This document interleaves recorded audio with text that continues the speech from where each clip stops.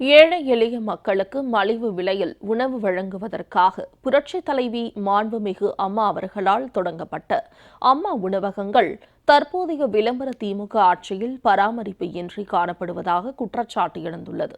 ஊழியர்களுக்கு சரிவர ஊதியம் வழங்காமல் அம்மா உணவகத்திற்கு மூடுவிழா காணும் நோக்கில் செயல்படும் விளம்பர அரசின் திறனற்ற நிர்வாகம் குறித்தும் ஊழியர்களின் மனக்குமுறல் குறித்தும் விவரிக்கிறது இந்த செய்தி தொகுப்பு.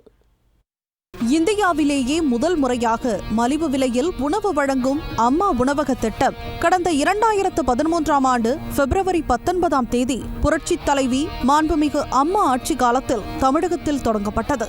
முதலில் சென்னையில் இத்திட்டம் தொடங்கப்பட்டு பின்னர் அவரது ஆட்சி காலத்தில் சென்னை முழுவதும் படிப்படியாக 407 அம்மா உணவகங்கள் திறக்கப்பட்டன.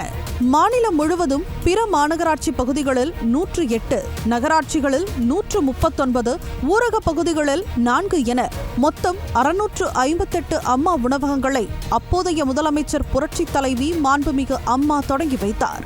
இதன் மூலம் ஏழை எளிய மக்கள், கூலி தொழிலாளிகள், வேலை நிமித்தமாக தமிழகம் வரும் வெளி மாநிலத்தவர்கள் என ஏராளமானோர் பசியாறி வந்தனர். தொலைநோக்கு சிந்தனையுடன் புரட்சித் தலைவி அம்மாவால் தொடங்கப்பட்ட அம்மா உணவகங்கள் தமிழகத்தில் ஏற்பட்ட ஆட்சி மாற்றத்திற்கு பிறகு அரசியல் காழ்ப்புணர்ச்சி காரணமாக பராமரிப்பின்றி காணப்படுவதாக குற்றச்சாட்டு எழுந்துள்ளது. நெல்லை மாநகராட்சி பகுதிக்குட்பட்ட தச்சநல்லூர், நெல்லை சந்திப்பு, பேட்டை, திம்மராஜபுரம், பாளையங்கோட்டை மார்க்கெட், பாளையங்கோட்டை அரசு மருத்துவக் கல்லூரி மருத்துவமனை, மேலப்பாளையம் உள்ளிட்ட 10 இடங்களில் அம்மா உணவகங்கள் செயல்பட்டு வந்தன. ஆனால் கடந்த சில ஆண்டுகளாக அம்மா உணவகத்திற்கு தேவையான எந்தவித அடிப்படை வசதிகளும் மாநகராட்சி நிர்வாகம் செய்து தரவில்லை என்ற குற்றச்சாட்டு எழுந்துள்ளது.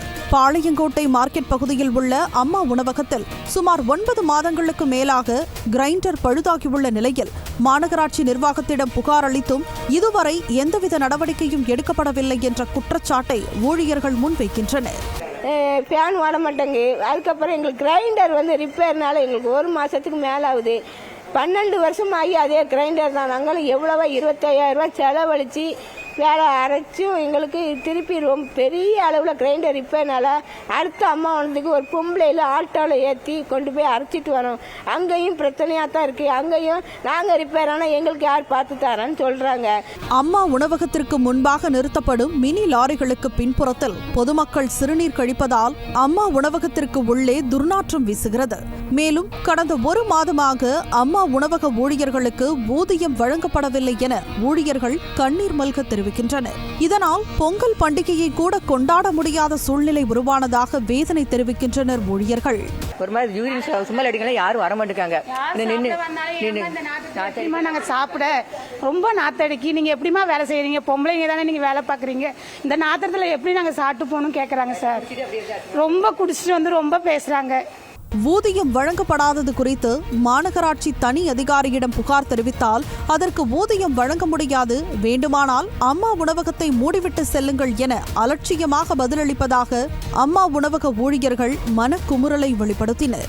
தனி அதிகாரியின் அலட்சிய பேச்சால் மனவேதனையடைந்த ஊழியர்கள் அம்மா உணவகத்தில் உள்ளிருப்பு போராட்டத்திலும் ஈடுபட்டனர். செய்தோம் அது ஒரு பக்கம். சம்பளத்தை ஒழுங்கா போடணுமா போடக்கூடாதா சார் சொல்லுங்க.